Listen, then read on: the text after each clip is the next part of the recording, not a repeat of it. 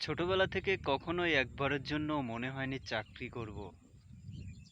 সব সময় চোখে ভাসতো আমার একটা খামার হবে, ছোট্ট খামার, 3-4টা গরু থাকবে, দুধ হবে, বাছুর হবে, ছাগল থাকবে, হাঁস থাকবে, মুরগি থাকবে, ফল ফলাদির গাছ থাকবে।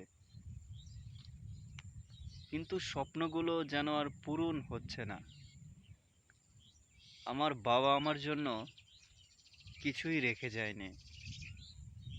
10-12 লক্ষ টাকা তিনি জমিয়েছিল, তিনি নিজেই সেগুলো খেয়ে ফেলেছে। তো আমি এটা নিয়ে কোনো কিছুই ভাবতেছি না যে আমার বাবা আমার জন্য রাখেনি, এটা আমার কাছে ম্যাটার করে না। এখন আমি কি করতে পারি সেটাই দেখার বিষয়। আমার নিজেকে লুজার মনে হয়, কেন জানি আমার অন্যের কাজ করতে ইচ্ছে করে না। আমার নিজের যত কাজ থাকুক আমি সব করে ফেলবো। যদি নিজে না পারি যে কোনোভাবে হলেও আমি নিজের কাজ করব। নিজের কাজ করতে আমার খুব ভালো লাগে, তারপরে স্বাধীনভাবে ঘুরে বেড়াতে।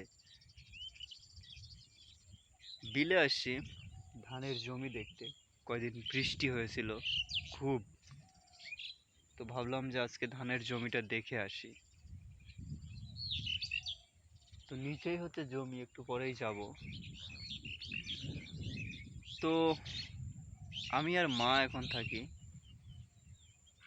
তো মাকে নিয়ে ভালোই দিন কেটে যাচ্ছে, কিন্তু যেন স্বপ্নের দিকে এগোতে পারছি না। টাকা পয়সার অভাব, ঘর বাড়ি নেই। তবে মনে হচ্ছে যে বেঁচে আছি, আলহামদুলিল্লাহ। এটাই আমার কাছে সবচাইতে বড় বিলাসিতা। মানুষ বিভিন্ন ধরনের কথা বলে, তো আমি সাগর কোনোদিনও মানুষের কথায় কান দেইনি। মানুষ কে কি বললো এটা আমার কাছে ম্যাটার করে না। আমার বাড়িতে কয়েকটা জিনিস হয়ে গেলে আমি মানুষের কাছেই আর কখনো যাব না। আমার কিছু স্বপ্ন আছে যেগুলো পূরণ হয়ে গেলে আমি মানুষ থেকে অনেক দূরে থাকবো। বাবার আহামরি অত জমি নেই, যাই ছিল আমি একা হিসেবে ভালোই ছিল, কিন্তু সব তিনি কর দিয়ে খেয়ে ফেলেছেন। তো আমি জানি আমাকে সামনের দিকে এগুতে হলে পরে একটু কষ্ট করতে হবে, অনেক কিছু আমাকে ছাড়তে হবে, অনেক কিছু আমি সময় মতো পাবো না। আসলে আমার ফিউচার নিয়ে কখনো কেউ ভাবেনি, না আমার বাবা না আমার মা। তারা এতটা বোঝে না, আমি এতে তাদের দোষ দেই না। তো যা করার এখন আমার নিজেকেই করতে হবে।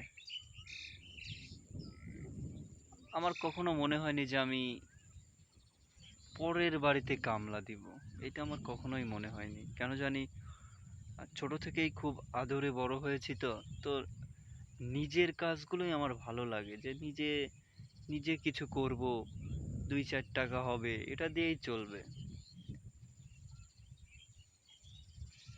তো ধীরে ধীরে কেন জানি স্বপ্নগুলো আধারে ডুবে যাচ্ছে, তবে হাল ছাড়ছি না। অনেক কষ্ট করে কিছুটা টাকা জমিয়েছি,